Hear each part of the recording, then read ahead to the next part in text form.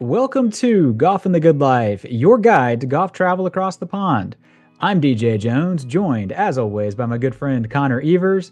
And today we are recapping a recent trip and sharing some new discoveries that were made along the way. But before we get there, Connor, the 2025 golf travel season is officially underway. What is the latest and greatest up at HMB HQ? Deej, appreciate it and looking forward to hearing more about your journey overseas and all good things there. And yeah, it is a busy time here at HQ. We're recording this on the 3rd of April, but this episode will come out a few weeks from now. But when at that point in time when it comes out, not only these few groups, but many more will be traveling. But shout out to my groups from Camden Country Club as well as Ridgemore Country Club. And hopefully they had a great expedition across the pond. But yeah, it is crazy time. We are kind of booking in a lot more of our 2026 groups as a lot of the clubs are all opening up. Seems to be all at the same time or give or take around the same time. So busy time. And before the season started, our team and I went to the Reds game. We actually had a suite at the Reds game last Sunday, or kind of a good team building right before the season started, which is great. And I told you, Deej, the suite was sweet. We also went to opening day a couple weeks ago too, which is nice. So the first game of the Red season, I went to the parade, got some lunch. So good team building, good camaraderie before the season started too. So all good here. Yeah, it's great stuff. I was bummed to miss both opening day and the sweet sweet, given that I was overseas. What was the food spread like in the suite? I'm curious. Yeah, it was kind of normal. Burgers, hot dogs, brats, let's see, chips, some snacks, cookies, raisin, and chocolate chip, which are good. Good beer offerings, sodas. Yeah, it was solid, really solid. And what you would want at a ball game, you got. I'll All just say right, that. ballpark fare. When Yeah. I'm picturing a luxury suite, I'm not sure if that means hot dogs and ballpark fare or like lobster rolls and smoked Mm, salmon, sort of thing. So, sure. so good to hear that they kept true to the baseball theme sort of thing. Hmm. But yeah, we are here today. We're going to talk a little about a trip that I made. I just mentioned that I was overseas, and basically it was a 2 week adventure. Started off with Scottish Golf Tourism Week, and then I jumped over to Ireland for a week. And obviously along the way, there's a lot of new things that are found, and that's kind of what sparked the episode because Connor, you and I were talking, and everywhere that I went was somewhere that I'd been before. I'd been to Aberdeen where Golf Tourism Week was. I'd been to the Highlands where my pre-trip was, where I'll talk about in a minute. I've been to Southwest Ireland, all the golf courses, all most of the hotels. And in my mind, it was going to kind of be a been there, done that sort of thing. But man, did I need a reality check because what I came away from these 2 weeks realizing, and I've known it all along, but it was a great reminder, is that no matter how many times you go over, no matter how much you've seen, you have not seen it all. There is always something new to discover. That's right. And I think that's the cool thing about this us in general as our company is kind of what Sam, our founder of our company, started is, our team, we travel over on a yearly basis and see everything. And yeah, the golf's great, play some new courses and, we'll sometimes play the same courses, again. But those little things, the restaurants, the touring, seeing the different changes. I mean, sometimes menus change and, go on and on. But that is the huge benefit of us and why you should travel with us as well, because we see it firsthand and have that firsthand experience. And like you said, there's no substitute for it. You can see videos or pictures or anything online, but seeing it firsthand in person, to kind of see if it's something we should recommend, if it's a new item or a new golf course or what have you. That's kind of the nice benefit of that too. But what new things did you find, Deej? So the week started first off, it was with Scottish Golf Tourism Week, which I think we've talked about on a past episode because we've been at this for over 2 years, and I've gone the last 2 years. Golf Tourism Week is an industry event where a lot of the golf tour operators and hotels and golf clubs and transportation providers, distilleries, whatever, everybody kind of gets in one room and talks about what's new or what's happening ahead of the new season or what have you. Leading up to that, The tour operator folks are kind of all split into smaller groups, 8 or 10 people, and they ship you off to various corners of Scotland. 2 years ago, I was in St Andrews. Last year, I was in Aberdeen. This year, I was in the Highlands. And again, been all over the Highlands. You and I have been to the Highlands together. I was like, what? There's not going to be a whole lot new here. Well, right off the bat, I was hit with something new, and that was the archive room at Nairn. Mm, So first off, Nairn, awesome links course. As you know, it has one of the coolest halfway houses with the old ice house bothy that's out there.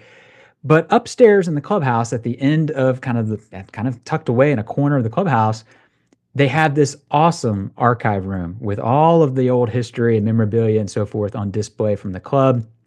It's hosted a Walker Cup and amateur championships and that kind of thing. They've got a bottle of whiskey in there that they kind of invite you to pour a dram and take in the memorabilia, and you would never know that it's there.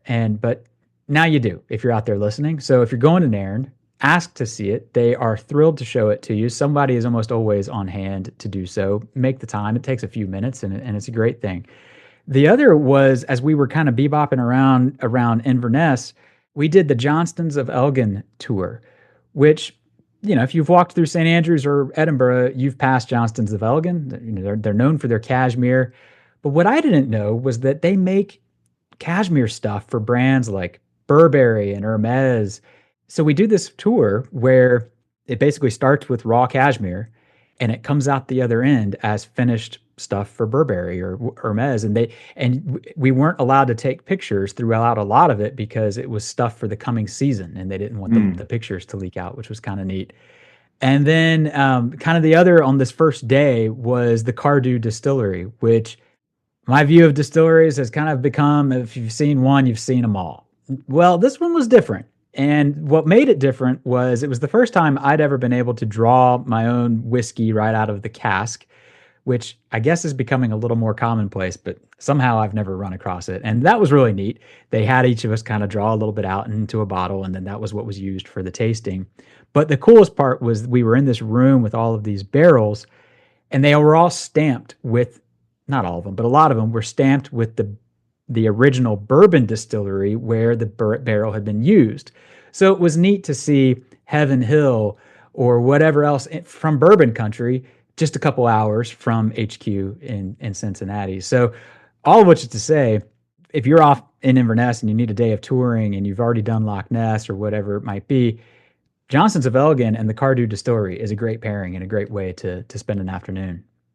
That's great. Yeah, I remember watching when I kind of first heard about Nairn, was watching the No Laying Up video, their tourist sauce series when they went to Scotland and they went through it and saw the Bothy. But I think the neatest thing was just that room of all of the memorabilia. And I think they've got scorecards and all these different items from tournaments and medal play and et cetera back in the day. It's just an incredible thing. And I think the clubs and specifically Nairn they just take a little bit more pride, or just not much pride, but they just collect those items a lot more than what we have. And it's just so cool. It's fascinating. They showcase it off and they're proud of it. That's just really what it comes down to, which is great. I mean, it's like walking into a museum. So I need to go there. I haven't been to Nairn yet, but looked great.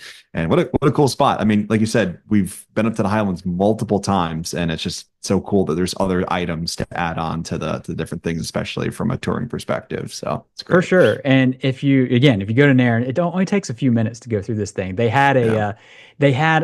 I want to say it was on the walls. Yeah, it was on the wall. They had pictures of old suggestion cards that members had left over the last 125 years. And you can imagine some of these are from a different era. So the suggestions do not align with things that would be cool to suggest in 2025. So it Sure. made for some good laughs, amongst the group. But it was really cool. And, and speaking of the group, I do have to give a quick shout out to my group because, there were 8 of us. With no disrespect to my past groups, this one we just really hit it off. I came away with friends, and that's not something that happens all that often at a industry convention. So that made the experiences all the better because it led up to day 2, which was our helicopter day. And the Highlands pre-trip is the one that like everybody wants to do because it involves a helicopter. And I don't know, in my mind, the helicopter day was going to be, it wasn't going to be a day. It was, we were going to fly from Inverness to Brora because that was the furthest point north. And we were going to get back on our coach and then drive essentially and hit all of the stops coming back to Inverness. So stop at Gosby and Dornoch and whatever. And boy, did I have this wrong because we literally flew to every single golf course. There were like 8 stops on this day. We had 2 Wow. helicopters, and every time we'd take off at like the exact same time and we'd fly over and then we'd land at like the exact same time and everybody would come out to greet us. At one point we stopped at this one place called Muravord, which was it's more of a parkland course that's not really traveled by, the H&B members, if you will. And it was like the whole town came out to like greet us as we landed. There must have been 30 or 40 people. It felt like we were in an episode of Succession, like taking off at the same time and flying away. The theme songs just like running through my head. And at first, we were pretty nervous amongst the group. There, we had one guy with us that he'd flown helicopters all over the place. He does ski tours in addition to golf, and so it was old news for him. And I had been on one 20 years ago, but nobody else in the group had been on one. So we were all kind of nervous. By the end of it, we were convinced we could have actually flown the thing ourselves. That's great. Yeah. How are the logistics? I mean, it sounded like, I mean, it's like 8, 7, 8 spots. Everything was pretty well, like itinerary wise and what have you. Yeah, so we had 2 helicopters, and there Hmm. were four from each group in each one, plus one Okay. extra person from the. Do I have that right? There were 4 of us squeezed along the back, one in the co-pilot seat and the co-pilot. So yes, so 6 people Nice. per helicopter, 2 helicopter people and 4 attendees. So it was a little tight. I think when they do golf groups, they generally have one less person in it, so it's a little more comfortable. But man, we zoomed over every golf course, Yeah. uh, flew over the stretch of land where cool links will, knock on wood, maybe come to fruition one day. We flew over one point and there were all kinds of seals beached on Mm. a sandbar. We flew over Skibo. Every golf course, we had Wow. an amazing view. But yeah, it was like Succession. I mean, we go, and when we get out at the one place, uh, where all the people had come out. Like I got off the helicopter and said, I am really sorry to disappoint you all. We're just a bunch of tour operators and gotta laugh, I guess. But great day, Yeah. unbelievable day. Good. Big time shout out to Duncan and the team at PDG Aviation because we've done a lot of cool things in this business. It's one of the things where we're fortunate is to get to do these experiences. This was a this was a Mm. top 2 or 3 day for me by far. Nice. Yeah, I know the kind of the big things in the Highlands now is Old Paddy, the clubhouse at Dornoch. Any updates there from a not a 30,000 foot view, but maybe a I don't know 5,000 10,000 foot view. For sure. So, and great point on bringing that up. So, the clubhouse at Dornoch, if you're visiting Dornoch this year, it's there. You're not missing it. It is right smack behind the first tee. They've made some great Yeah. progress. I would say the building itself is like done as far as like the structure. I mean, it's far from done, but they're no longer building like floors, if you will. Like it's got the roof and everything on it. And then you mentioned Old Petty. I saw Old Petty last year from afar while we were at Cabot, and to fly over it, it, the progress that they have made in one year is unbelievable. It looks spectacular. The scale of it is what I think struck me. And if you think about, say, St. Patrick's, we've got 2 dope courses. I think that's going to be a similar theme: is the scale of these the features and the property as a whole. So we land at Cabot. We literally buzzed the castle from Castle Stewart, and we land at Cabot, and they take us out to the third. Well, actually, I should back up. First off, is that the first and the 18th fairways, if you don't know this, are going to crisscross. So you're going to tee off on one and play this direction, and it's going to cross over 18 fairway. They think they got it figured out where it's not really going to pose much of an issue because from a timing standpoint, because the landing areas don't really align. But what a wild feature to start a round of golf, a crisscross fairway. But like Royal Dornoch, where if you've been to Dornoch, you know that the third tee is really kind of the where your round begins, at least from a visual standpoint. Old Petty is going to be the exact same thing. The third tee is a par three, plays downhill. The castle is directly to the left of the green. If you pull it, and it's a big pull, but if you pull it and the wind's blowing right to left, you could be ricocheting this castle, first off. But the property then just stretches out kind of off to the right in front of you. And it's a real wow moment. Just like at Dornoch, when you walk through Nice. the gorse and you get to the tee and bang, it's all there. That's going to be a real, get your camera ready moment at Nice. Old Petty. Hey, rubber the green right off the castle. Yeah. Back and play. I mean, no different than bouncing it off the old course hotel, bounce it off Sure. that roof and back into play and it Nice. works. So I love it. Yeah, it sounds like some cork, which I love. Classic Doak, which is unique. So tell us kind of the reason also why you went the awards. Any updates there? Oh yeah, I forgot all about the awards. So the Golf Tourism Week, there's a couple days of meetings, and then it's capped with a gala dinner that's the Scottish Golf Tourism Awards. And basically, there's all kinds of categories. So like best course under 100 pounds, best course under 200 pounds, best course over 300 pounds, that sort of thing. Hotels, best clubhouse, best pro shop. All kinds of our partners were, won at the night. If you did take home an award or if you were nominated, congratulations. We were nominated for Best Golf Tour Operator. Big time tip of the cap to the folks at Bonnie Wee Golf. Great team there. It was a very popular win. They're a local team in Aberdeen. And candidly, I was kind of pulling for them a little bit too, because, love to see a local team win and they're good folks. But we were the only company nominated from the U.S., which we thought was a nice little feature as part of the awards. But yeah, it was a great night and a good way to cap the week. Cool. And then you flew over to Ireland, which on top of this as well. Tell us about kind of your time there, if you wouldn't mind.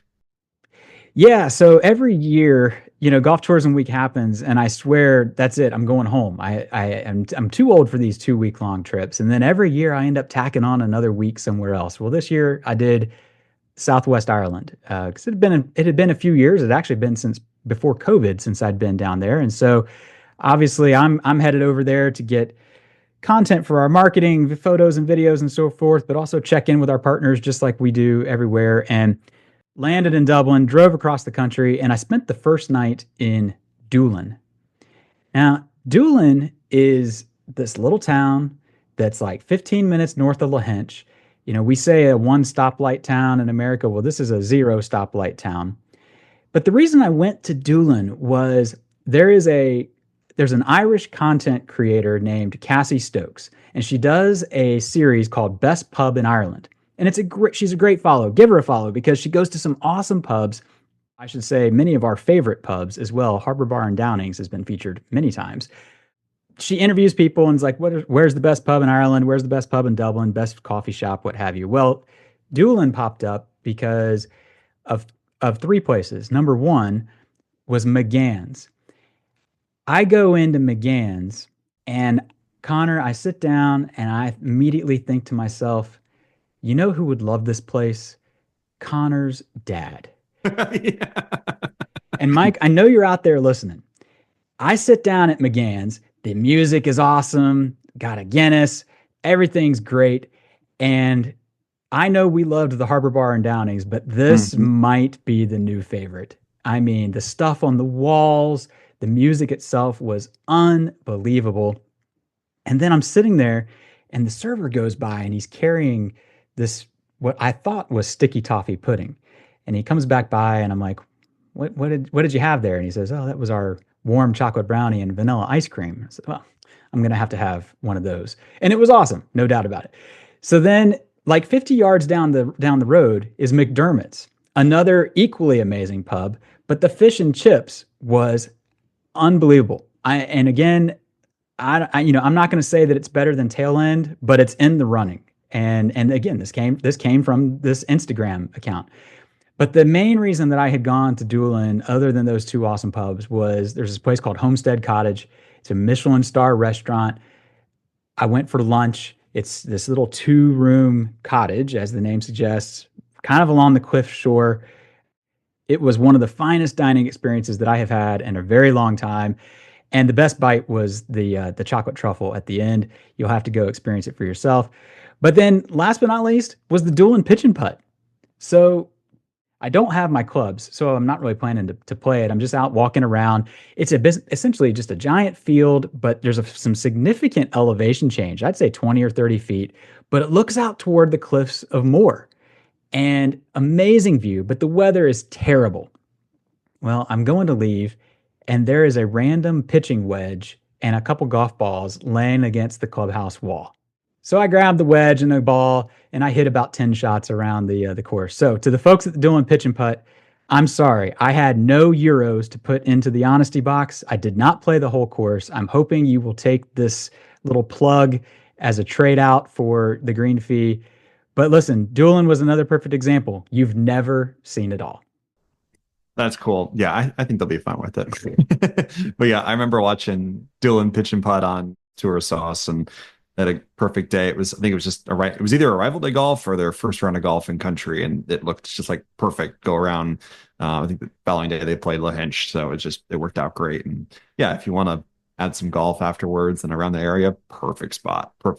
So what else? You kind of made your way a little south and then back up to Dublin. But what was the next spot, Deej? Well, for sure, it was, and you're right on the Doolin pitch and putt thing. If you have an afternoon tee time at Lahinch, go play Doolin in Yeah, the morning, or vice yeah. versa. You won't regret it. It was a fun time. But anyway, yes. So basically, the next few days, I was hitting the quote unquote usual suspects along the southwest coast. Doonbeg is looking great ahead of the season. Maybe the best conditioned course I saw the whole time.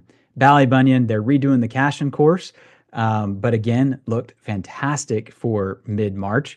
Tralee, they have done so much work around the links over the last few years, making some improvements, especially on the front nine and so forth.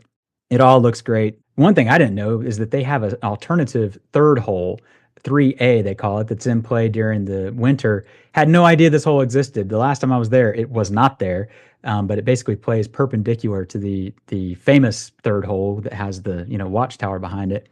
Waterville, same thing, looking great. One of the things I love about Waterville that I think gets overlooked, aside from the golf, they have a fantastic clubhouse. They redid it a few years ago, and you could just hang out there and read a book and enjoy the view because the view is great, and outstanding food up there as well. But all of the courses, I would say, they're coming out of winter. They're on a full court press to get ready for the new season, and everything's looking great. Our members are definitely in for a great year in Southwest Ireland. That's good. Yeah, I'm going over for the Elevate event this coming October, and you and I were just trying to figure out. I'm like, man, I've been to Southwest Ireland, but I haven't seen many of these clubs, and I'm like, I got to get over. But just with the duration, and everything, I won't be able to. So some of those pubs and what have you, we'll have to wait for the next trip. So it's all good. Too many pubs, too little time. Exactly. And speaking of pubs, made it to Killarney too. Any new favorites there? I know you got a little sweet tooth too. Oh, well, yeah. I mean, as we've established here on the podcast, Sweet Tooth is my middle name. So I actually pulled off. Well, didn't pull off. I'd made the trek out to Dingle first, and I went out there because I wanted to see Ken Chabelle, or Dingle Links as it's known. What an unexpected surprise, because when you look at pictures of Dingle Links, it often, at least the ones that I've seen, it often looks like a more or less I don't want to say flat, but just kind of a featureless, links where all the holes kind of go back and forth, back and forth. That's kind of the impression that I had for some reason of Dingle Links. And wow, I was so wrong. The terrain out there is fantastic. They've got some unbelievable green complexes. The ninth green might be the best green in all of Ireland. Very much you could put that at Pinehurst and somebody would believe that it was original Donald Ross. Like, I think it has a pretty notorious reputation, but great spot. Worth the ride out there. And I think what makes it worth the ride is you can pair it with Dingle Town itself. So, if you're riding out, stop in Dingle, walk around for a couple hours, play Dingle Links, head back to Killarney. Or if you've got some tourists that are with you, go play Dingle Links. Your tourists can go see the town, and then do the Sleehead Drive. Bean in Dingle is an unbelievable coffee shop in Dingle. I went there 7 years ago and had a cinnamon roll that I've never forgotten, obviously.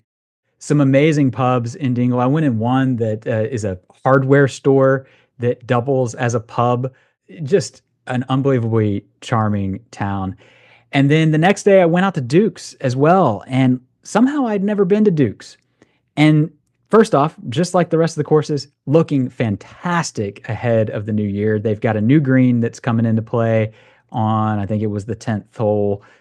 I would say this might have been the biggest surprise because obviously you come into Duke's and you don't have a lot of expectations. And this, I think, follows for a lot of our travelers. It's not Ballybunion, it's not Tralee, and it ends up being the one they rave about. Well, you pull into the parking lot at Duke's and you're like, where's the golf course?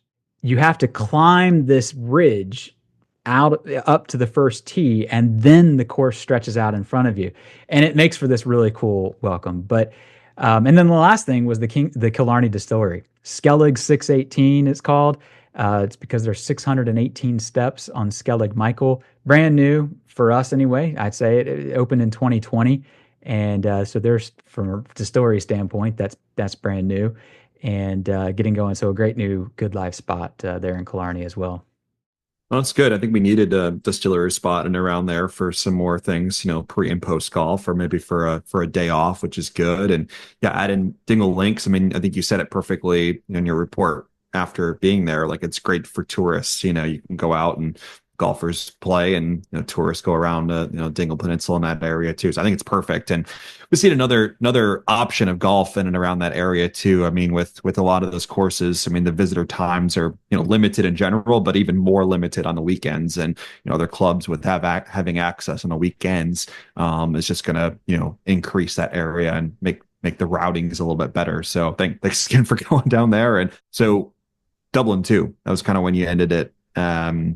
I know you went to Royal Dublin, Portmarnock, and Island. So quick trip to those three. But I think this is your first time to the kind of the Dublin golf, right? It was, and it's kind of wild because I've been to Dublin, I don't know, 6 or 8 times, but it's always been, for the most part, just flying out. I've popped in the day before and then flown out. But yeah, somehow I've never made it to any of the Dublin courses. And so basically I had, like you said, Royal Dublin, Portmarnock, and the Island. Royal Dublin has the opposite problem of every golf course on the coast in the world, because their property is growing, whereas every other golf course is trying to avoid washing away. Royal Dublin is on a piece of property that didn't exist 200 years ago. And it's essentially a island that has formed from silt that's backed up behind a seawall. So they've got the opposite problem, which is really interesting. But course is looking great. Shout out to Jeff and the team there. Had a great visit, and flew the drone around a little bit, which was probably a little risky because it was definitely too windy to be doing it. But the little drone that could got by just fine. Portmarnock, another amazing day. I mean, the sun followed me this entire trip. First off, they have a wind reader, an old timey, I don't even know what the word is, but whatever the instrument is that tells you how fast the wind is blowing, and it was 25 to 30 the whole time. But yeah, great day. Got out on the links, ran across the greenskeeper and his dog Roscoe. That was probably a highlight, I would say, of the day. Shout out Roscoe. And then yeah, made it up to the island. And the island is the one that for years and years has been the sleeper. The famous saying is play it and tell no one. Well, the word on the island has gotten out, and for good reason, because what a fun course. I mean, it's just the best way to put it. What a fun course. And then somewhere in the middle there, I did the Perfect Pint tour in Dublin. Keith, fantastic day, man. Thoroughly enjoyed it. Thanks for taking me back to Gravediggers, my favorite pub in Dublin, at least. It sounds like I've got a lot of favorite pubs, but Gravediggers is near the top of the list.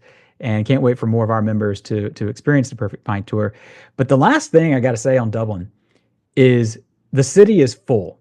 And what I mean is it is busy as all get out. There are construction cranes everywhere. There's people and tourists everywhere. This is the big time advice. If you're going to Dublin, you got to book your dinners. You cannot be winging going into these restaurants, especially once season gets really going. And you need to plan some extra time for your transport back and forth to the courses, because Dublin is unbelievably busy, which is a good thing, but it's very busy. That's good. I can't believe you did all this in give or take 2 weeks. I mean, the Highlands of Scotland, Aberdeen, helicopter. You also went down to St. Andrew. Didn't even really talk about that for for a little bit, but I forgot all about that. I've been the mediator and you've been chatting, so we'll leave that off to the side. I forgot about that one too. Good on you. Sounded like a great trip, and thanks for going over and representing us. We had sounds like a great trip.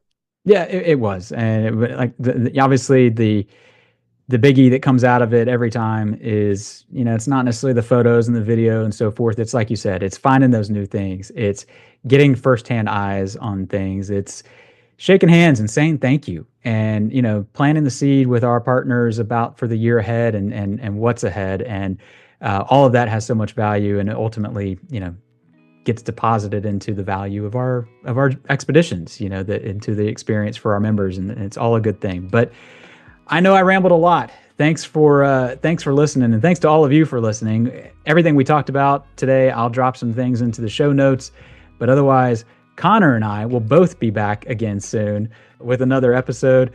But until then, we wish you plenty of golf at its finest and life at its best.